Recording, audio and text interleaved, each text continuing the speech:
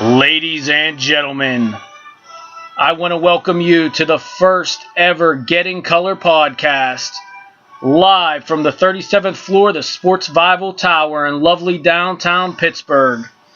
Boy, do we have a great guest for you today. I'm not going to give it away, but first, I want to tell you about our sponsor, Level 20, located at 1033 Paxton Drive, Bethel Park, Pennsylvania, just outside of South Park. If you want to have a great night out, we highly recommend heading out there for the Saturday night karaoke. So like I said, I wanted to go large here for our first podcast. And I could do one of two things. I could have got somebody with national acclaim here in the States, or I could have went international. I, of course, wanted to go as big as possible, so I got none other than the Canadian national treasure. Ladies and gentlemen, I want to welcome to the Sportsvival Getting Color podcast none other than the nasty one, the dirtiest player in the game, Nasty Nick Crane.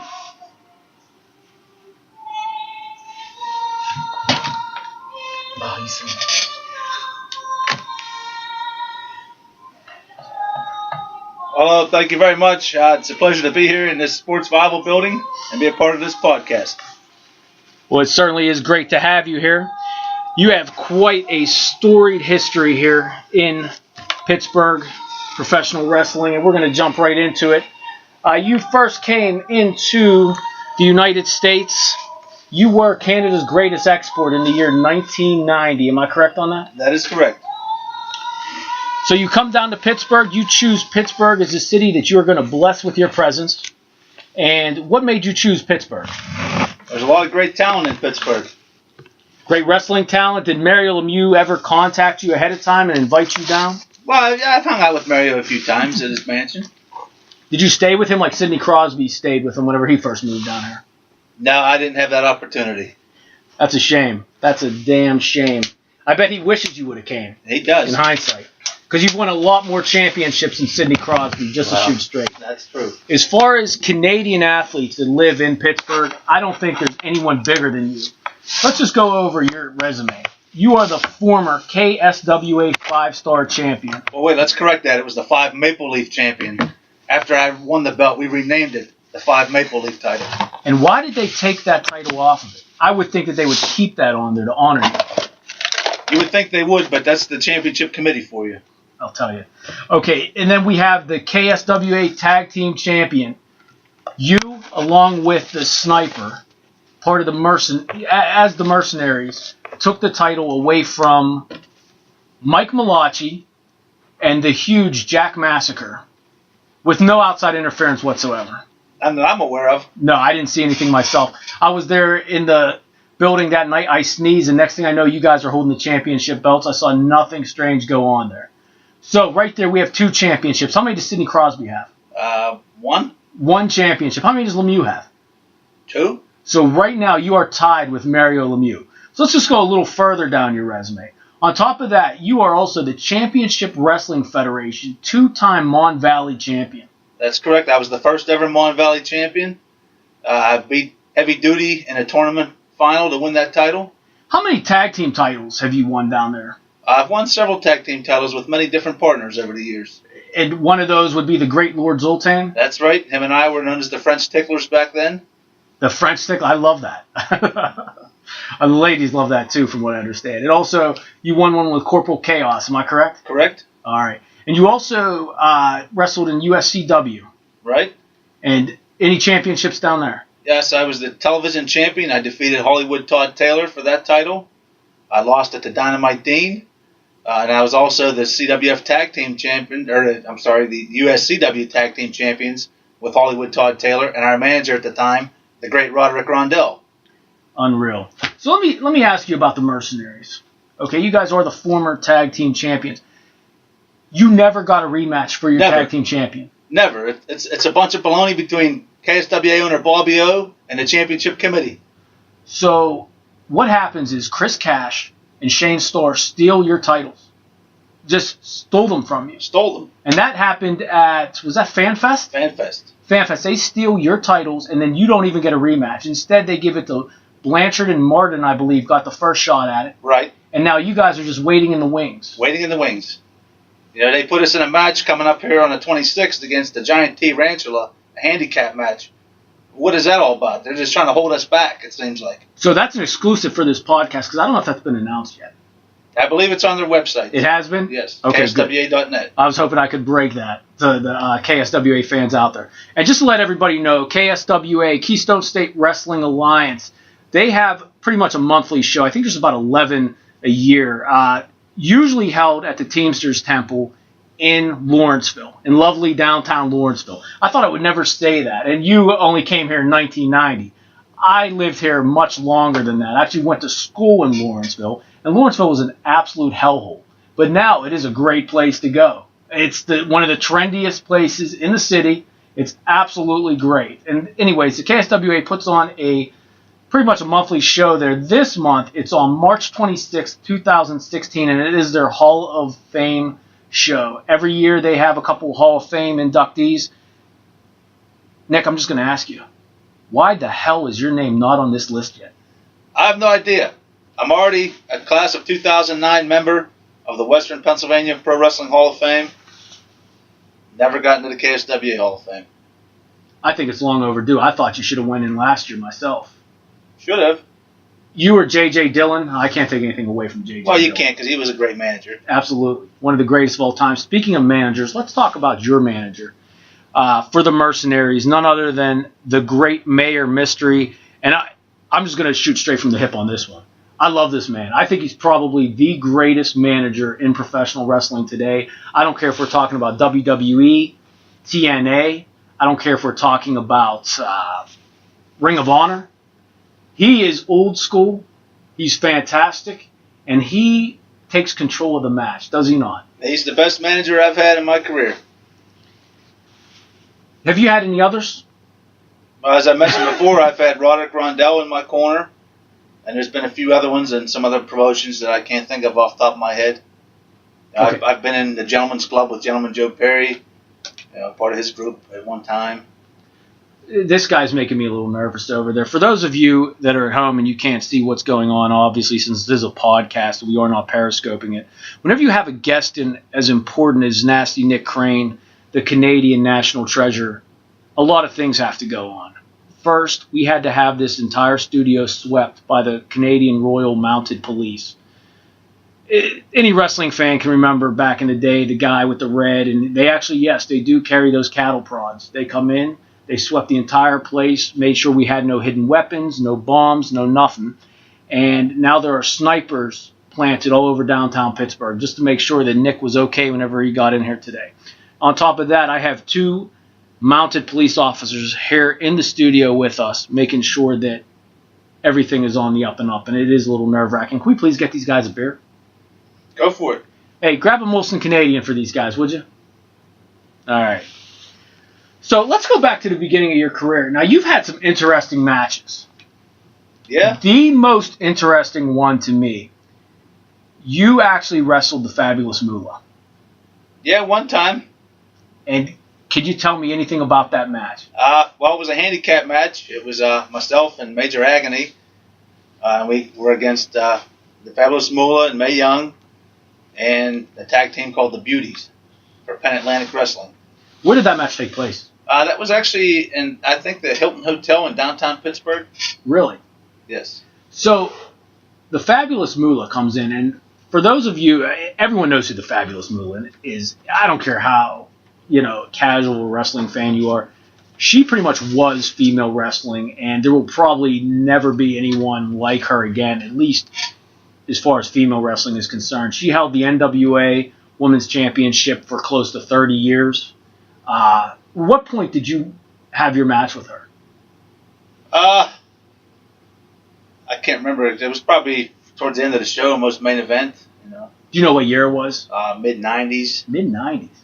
Wow, and she wrestled well into her 70s. Oh, yes, she did. She was a tough little broad. Yeah, she was. And I want to say she was out of South Carolina, but pretty much every female wrestler that was around in the 1970s 1980s during the heyday of professional wrestling and WWF, most of them were trained by the fabulous Moolah. That's correct. I mean, she was an absolute. She was the Vince McMahon of female wrestling. Yes, she I was. think is a safe way to put it.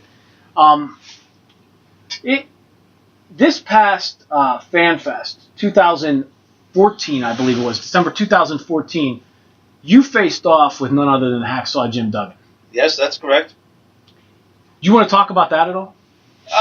Well, of course he cheated to win. I mean that's As can be expected. That's right. And he brings that 2x4 to the ring. I mean, what do you need a 2x4? It's just wrestling. This is you true. don't see me bringing a 2x4. I bring the Canadian flag and I send it back to the dressing room after I'm. That's all you need. Yeah, you got to get that glorious piece of cloth out of there because some of those. They call them the KSWA crazies. They will take that, and I don't even want to know what they would do with that glorious flag. How come you don't sing the national anthem whenever you come out? Because these idiot fans, they don't give me the respect that I deserve. You deserve that respect, and I'll tell you, as a fan that goes and sits there, they want to chant USA, USA, and all these matches. Well, we're not at war with Canada, so what's the big deal?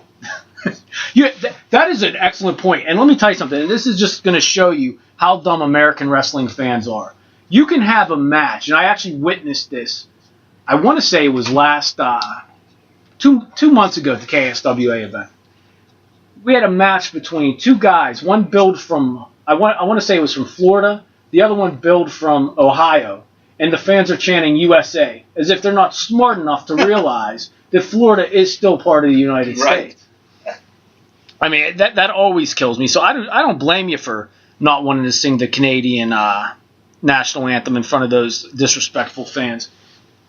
Now, as far as it just left me what I was going to ask you. The Hacksaw Jim Duggan match. How far in advance did you know that you were going to be facing Hacksaw? I probably had about 3-4 months advance notice. Really? So you had quite a while to train for Right. it. So you watched a lot of his tape? Yeah, I caught a lot of his old WWF tapes. Yeah. Old Mid-South tapes. In case you forgot, that's right, he was Mid-South. A lot of people do forget when he was in WCW, he did have a stint as a Canadian. Did he really? Yes. I completely forgot that. Yeah, he was part of that Canadian team with Lance Storm and all those guys. Really? Now, how old is Lance Storm? He's got to be mid-30s? He's probably around there, 30s, 40s. Wow. And, I mean, he's in phenomenal shape still. Oh, yeah, he's still in good shape. Yeah, he comes through every once in a while. I see his name on a flyer here and there.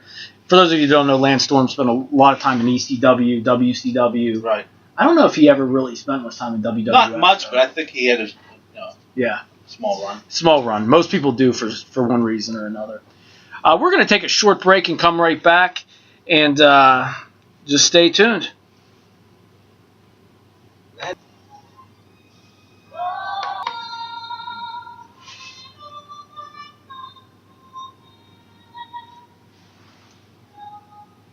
Ladies and gentlemen, I want to welcome you back to our podcast. I'm going to go and just tell you what happened. We had a horrible bomb scare here. Somebody called into our studio and threatened to blow up Canada's national treasure, who's sitting here with us now. So we had to tighten up security. We had to bring in from the Canadian Secret Service team, Frankie LaRue, who will be sitting with us for our final segment here. He has the cattle prod. He's good to go. So, Nick, are you okay to continue? Yeah, I'm good. Okay. Speaking of bomb scares and just the ridiculousness of Americans whenever it comes to our neighbors up north, are you at all worried if Donald Trump were to be elected the next president of the United States that he may deport Canada's national treasure back north of the border? Well, he can try all he wants, but I do have a working visa. Do you think he cares that you have a working visa? He may or he may not, but chances of him being president are probably slim and none.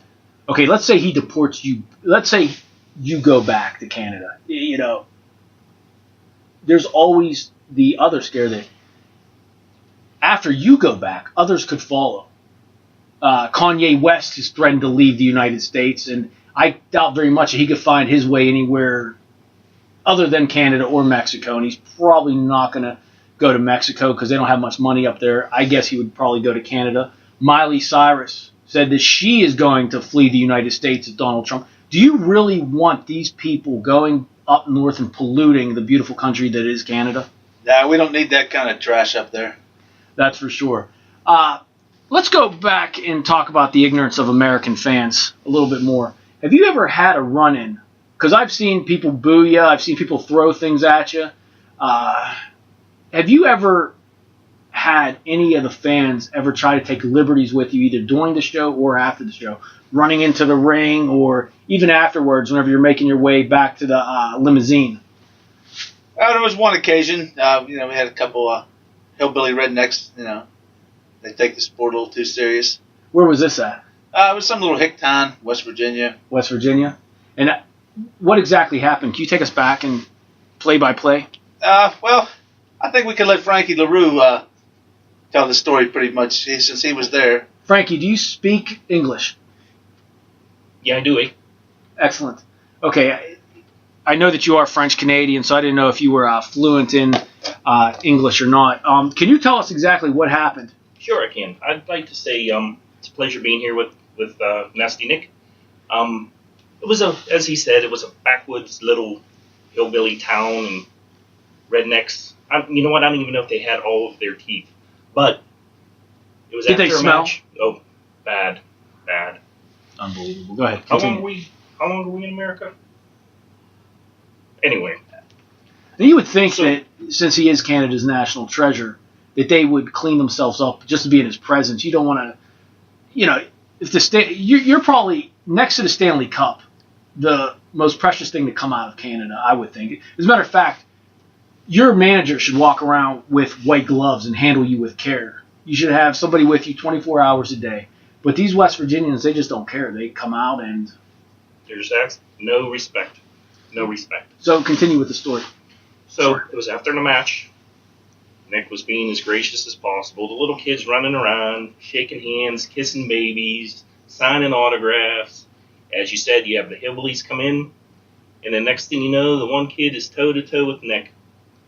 Words were exchanged. Nick steps back, being as gracious as he could, flips the kid's hat off his head.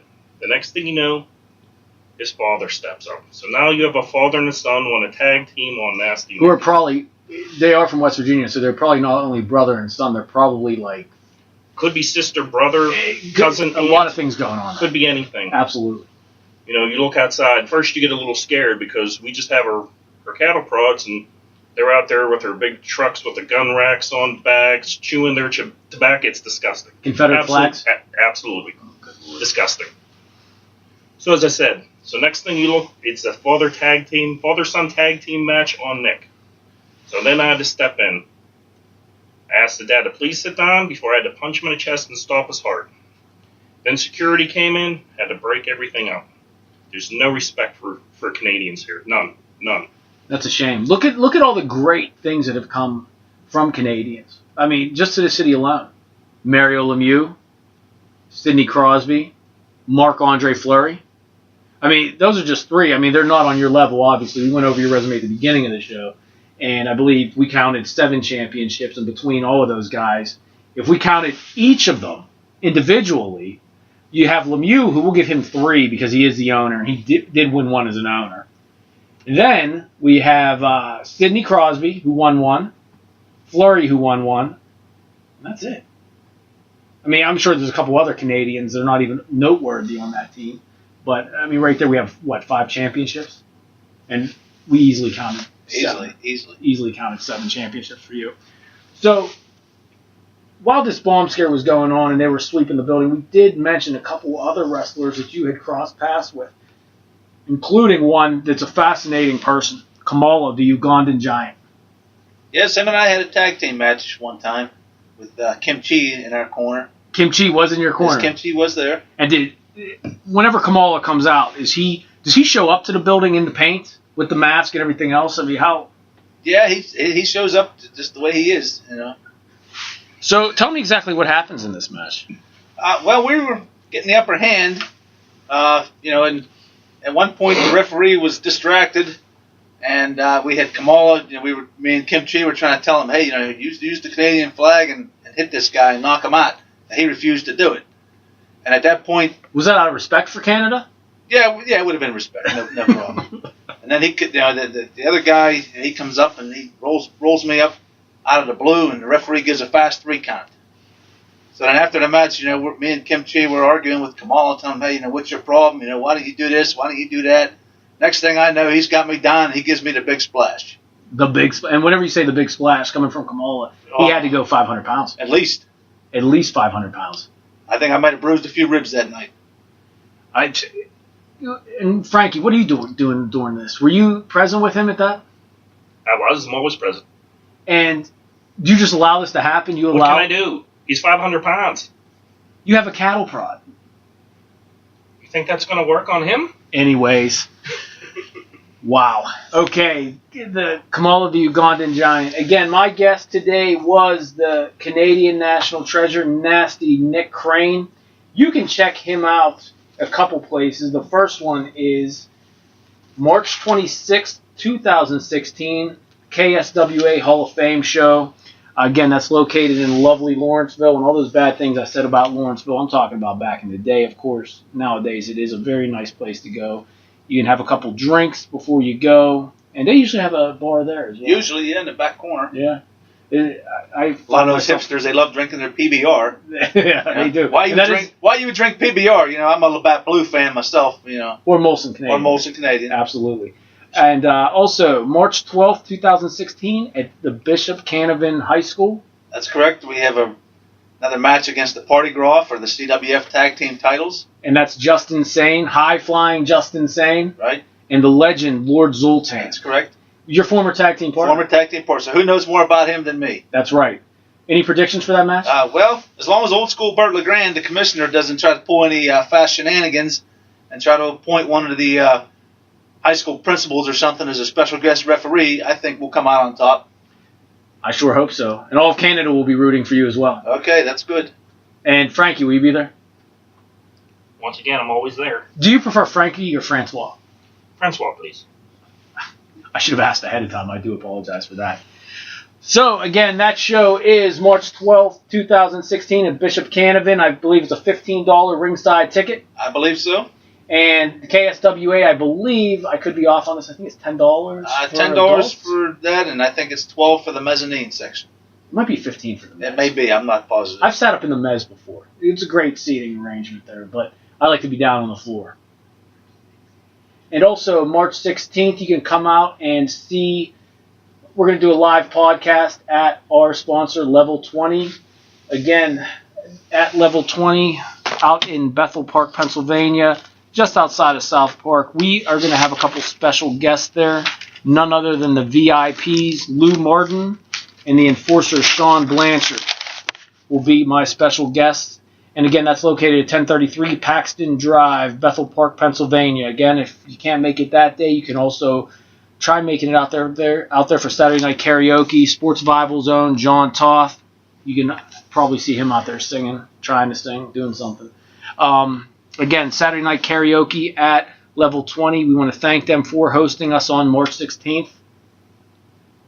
Whenever I host the VIPs, Sean Blanchard, and the face of Pittsburgh, Lou Martin.